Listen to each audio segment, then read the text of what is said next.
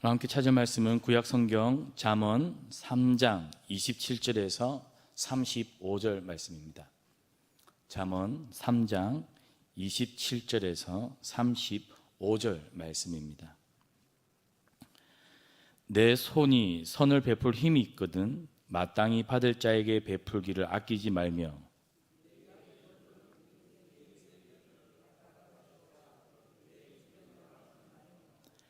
내 이웃이 내 곁에서 평안히 살거든 그를 헤아리고 꾀하지 말며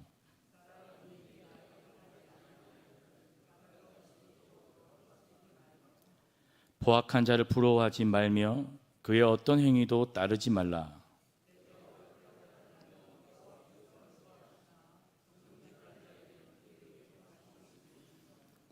악인의 집에는 여호와의 저주가 있거니와 의인의 집에는 복이 있느니라.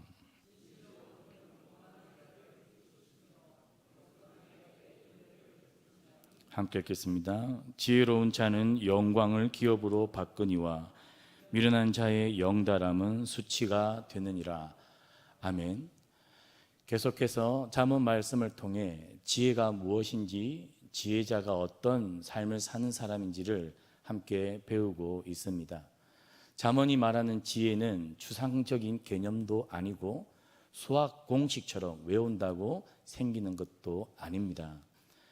잠언 말씀에서 말하는 이 지혜라는 것은 실체가 있으며 우리의 일상에서 순종과 실천을 통해 그 지혜의 모습이 드러나게 되어 있습니다.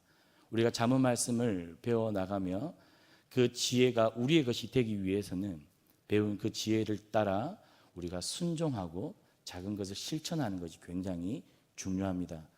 공부를 열심히 해서 지혜가 생길 때는 열심히 앉아서 외워야 하겠지만 잠언에서 말하는 이 지혜는 우리가 외워서 되는 것이 아니라 들은 그 지혜를 순종과 실천을 행할 때 비로소 우리는 그 지혜를 우리 일상에서 만나고 경험할 수 있습니다.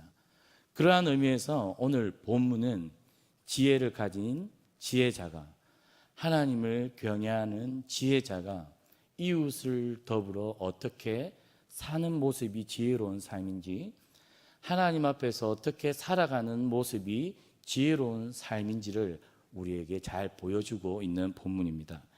오늘 본문은 두 부분으로 나눌 수 있습니다. 27절에서 30절까지, 그리고 31절에서 마지막 35절까지 말씀으로 나눌 수 있습니다. 27절에서 30절까지는 지혜로운 사람이 우리 일상생활 속에서 특별히 우리가 마주하는 이웃과 더불어 어떻게 살아야 하는지를 잘 보여주고 있는데요. 두 가지 특징이 있습니다. 하나는 베품, 즉 나눔 또는 적극적인 구제라고 말할 수 있고요. 두 번째는 이웃과 평화롭게 화평하게 사는 삶이 바로 지혜로운 사람의 삶이다라고 이야기합니다. 27절에 보니까 내 손이 선을 베풀 힘이 있거든 마땅히 받을 자에게 베풀기를 아끼지 말며, 반복되는 단어가 베품입니다. 나눔이라고 할 수 있겠죠. 오늘 잠언을 쓴 기자는 우리에게 힘이 있을 때, 선을 베풀 힘이 있을 때, 선을 베풀 힘이라는 것은 무엇입니까? 그것은 우리에게 있는 물질과 우리가 가진 소유가 될 수 있을 것이고, 건강한 사람은 그가 가지고 있는 힘이 될 수 있을 것이고, 마음이 따뜻하고 마음이 넉넉한 사람은 그 마음이 될 수도 있겠습니다. 즉 물질과 우리가 가지고 있는 마음과 몸과 우리가 무엇이든지 이웃을 위해 나눠줄 수 있는 그것이 바로 오늘 내 손이 선을 베풀 힘이라고 이야기합니다. 그런데 우리가 베풀 힘을 마땅히 받을 자가 있다라고 오늘 본문은 이야기하고 있는데요. 이 마땅히 받을 자는 누구일까요? 우리가 베풀 힘이 있을 때 마땅히 받을 자에게 베풀라고 오늘 본문은 이야기하고 있는데, 마땅히 받을 자가 누구인지를 잘 우리에게 설명하고 있는 본문이 있습니다. 그 본문은 다름 아니라 신명기 15장에서 7절부터 11절 말씀이 잘 기록되어 있습니다. 신명기 15장 7절부터 11절에 무엇이라고 기록되어 있냐면, 우리 주변에 가난한 자가 끊이지 않을 것이다. 그리고 내가 사는 성읍에 가난한 자, 궁핍한 자, 곤란한 자가 너와 함께 더불어 살 것이다. 그래서 하나님께서 신명기 말씀에 그들에게 내 손을 펼치라, 그것을 아까워하지 말라고 이미 우리가 선을 베풀 힘이 있을 때 누구에게 어떻게 베풀어야 할지를 신명기 15장 말씀에서 잘 우리에게 알려주고 있습니다. 예수님께서도 우리가 베풀 때, 나눌 때, 우리가 적극적인 구제를 할 때 우리가 어떤 원리와 방법으로 이 베품을 행하라는지 3가지 가이드를 제시해 준 적이 있습니다. 예수님께서 첫 번째 누가복음 14장 12절에서 14절, 너희가 만약에 점심과 저녁을 잔치를 열어서 누군가를 초대하려고 할 때, 베풀려고 할 때 예수님께서 이렇게 말한 적이 있습니다. 형제나 친척이나 부한 이웃을 초대하지 말라. 왜냐하면 그들은 다시 너를 도로 불러 너에게 갚을 수 있기 때문이다. 그래서 누가복음에서 예수님께서 어떤 사람을 초청하고 그에게 베풀려고 했냐면 갚을 능력이 없는 사람, 갚을 것이 없는 자, 그래서 가난한 사람들, 몸이 불편한 사람들, 저는 자들, 맹인을 초대해라. 내가 만약에 그들을 점심 식사와 저녁 자리에 초대하면 부활 시에 내가 받을 것이 많을 것이다. 예수님께서 우리에게 그렇게 알려주셨습니다. 오늘 우리가 누군가에게 베풀 힘이 있을 때, 우리 소유가 있을 때, 마음이 따뜻할 때, 우리가 건강할 때, 오늘 잠언 말씀은 누가 지혜가 있다고요? 마땅히 받아야 할 가난한 사람, 우리에게 다시 갚을 능력이 없는 그러한 자들에게 우리가 가진 것을 나누는 것에 힘쓰라라고 이야기합니다. 그것이 예수님이 우리가 무언가를 베풀 때 우리에게 알려주신 첫 번째 원칙입니다. 두 번째 원칙은 무엇일까요? 두 번째 원칙은 마태복음 6장 2절에서 4절입니다. 오른손이 하는 일을 왼손이 모르게 베풀어라. 즉 우리의 베품의 방식 두 번째는 은밀하게 우리가 가진 선한 힘을 베푸는 것입니다. 바리새인처럼 동네 어귀에 서서 내가 이러한 베품과 선행을 행했습니다, 자랑질 하지 말라라는 것이 예수님이 우리에게 가르쳐주신 두 번째 원칙입니다. 그리고 마태복음 5장 42절에는 세 번째 원칙에 대해서 예수님이 말씀하신 적이 있습니다. 제가 읽어드리겠습니다. 내게 구하는 자에게 주며 내게 구하고자 하는 자에게 거절하지 말라. 우리가 베품을 행할 때 예수님께서 우리에게 말씀하신 세 번째 원칙은 거절하지 말라라는 것입니다. 오늘 이어서 등장하는 잠언 28절에도 내게 있거든 이웃에게 이르기를 갔다가 다시 오라, 내일 주겠노라 하지 말며. 이 말이 무슨 말입니까?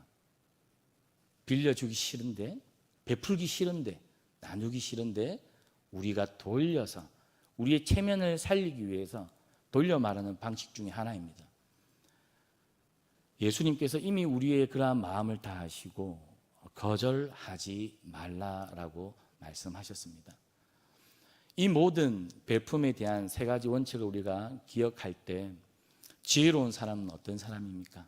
갚을 것이 없는 우리 주변의 가난한 사람들을, 우리가 많이 있어야 베풀 수 있는 것은 아닙니다. 우리가 지혜라는 것은 배워서 되는 것이 아니라 처음 이야기했듯이 실천과 순종을 행할 때 그 지혜는 우리 삶 가운데 드러나는 실체가 됩니다. 오늘 우리가 이 말씀을 기억하면 우리 주변에 마땅히 받을 자가 누구인가를 오늘 이 새벽에 기도하는 가운데 우리가 묵상하며 작은 사람 한 사람을 기억하고 우리가 오늘 한 주 동안에 이 베품을 실천할 수 있기를 주님의 이름으로 축복합니다. 두 번째, 29절부터 30절에 이웃이 등장합니다. 이 이웃은 우리 가까이에 살고 있는 이웃인데요, 특징이 하나 있습니다.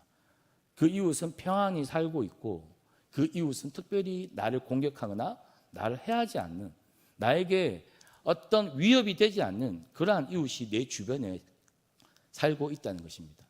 그런데 그러한 이웃을 해하거나 꾀하지 말라, 까닭없이 그와 다투지 말라라고 되어 있습니다.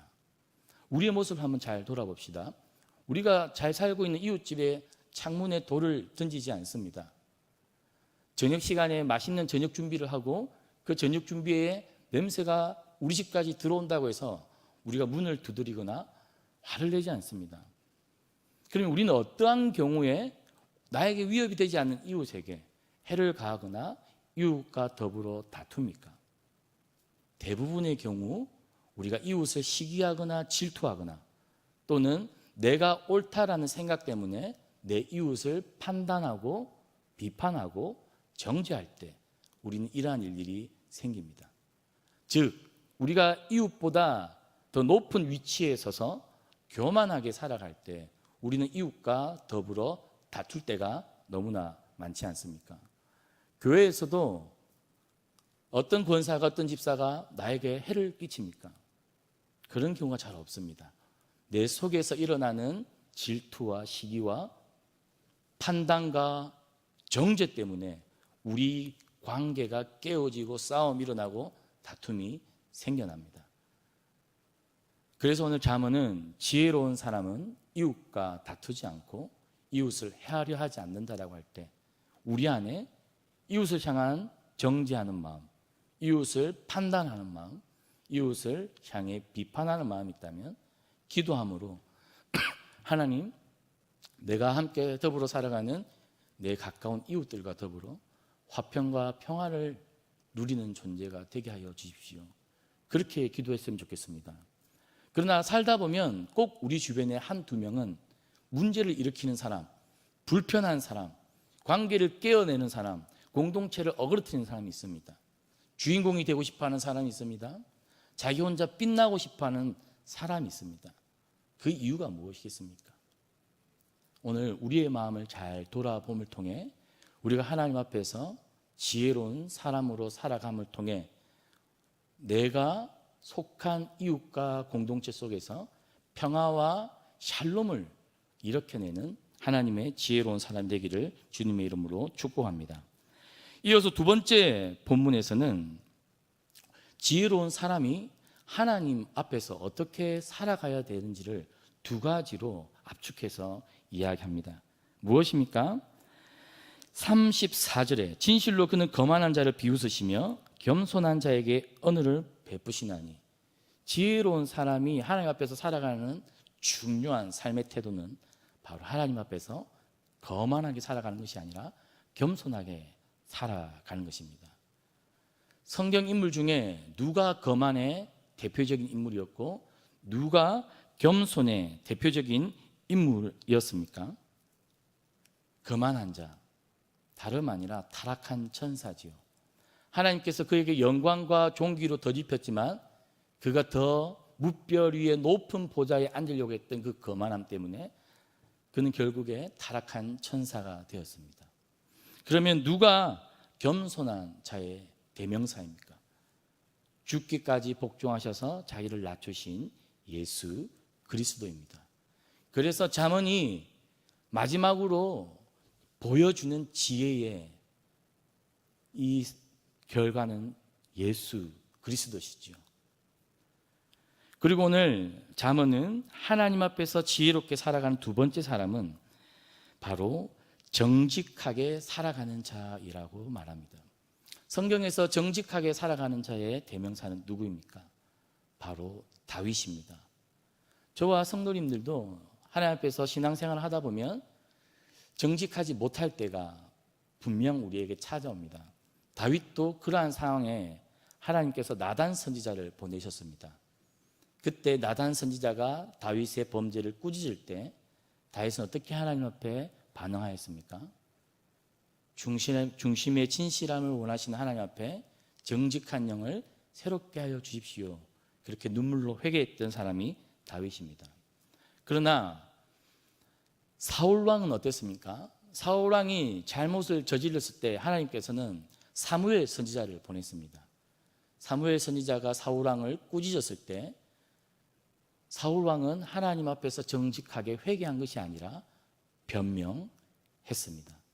다윗과 사울왕의 차이입니다. 그래서 오늘 잠언은 우리에게 하나님 앞에서 정직한 사람 누군가? 다윗처럼 정직한 사람, 예수 그리스도처럼 마음이 겸손한 사람. 그들이 누리는 것은 무엇입니까? 정직한 자는 하나님과 교통하심이 있으며, 즉 하나님과 친밀한 사귐과 교제를 누릴 것이다. 즉 지혜로운 사람이 누리는 특권입니다. 그러나 반대로 마음이 정직하지 않은 자들은 하나님과 친밀한 교제를 누릴 수 없다는 것이죠. 성도님들이 하나님과 친밀하게 교제를 누리지 못하는 것은 우리가 하나님 앞에 정직하지 못하고 감추어두고 숨겨둔 것들이 있기 때문입니다. 그리고 오늘 34절에 하나님께서는 겸손한 자에게 무엇을 베푸신다고요? 은혜를 베푸신다라고 말씀하셨습니다. 겸손한 자, 마음이 교만한 사람이 아니라, 내가 다 가진 사람이 아니라, 내가 무엇이든지 할 수 있는 자신감이 넘치는 사람이 아니라, 하나님 앞에 엎드려 기도하고 갈급해하며 목마르며 심령이 가난한 겸손한 자에게 하나님께서 그의 은혜를 나타내 보이신다라고 말씀하셨습니다. 저는 오늘 저와 성도님들이 지혜로운 사람이 되어서 이웃들에게는 베푸는 사람, 화평을 끼치는 사람이 되었으면 좋겠고요. 하나님 앞에서는 겸손하고 정직한 사람으로 살아가기를 주님의 이름으로